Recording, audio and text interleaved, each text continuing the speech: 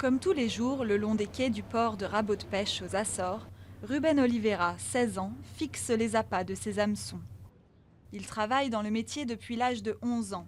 Comme lui, près de 1200 personnes vivent tant bien que mal des revenus liés à la pêche, dans cette petite ville de près de 10 000 habitants.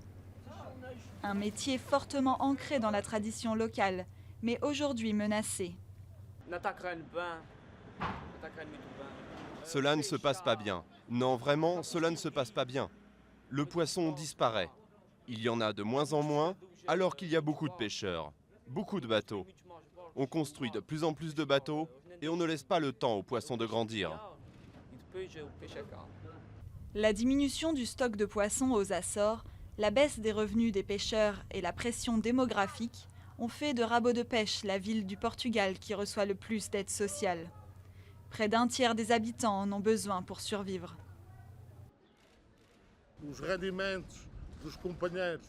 Les salaires de mes compagnons pêcheurs tournent autour de 150 à 200 euros mensuels.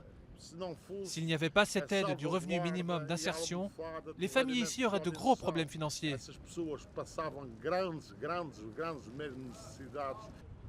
Au retour des bateaux, de nombreux enfants viennent s'amuser sur les quais, au milieu des caisses de poissons.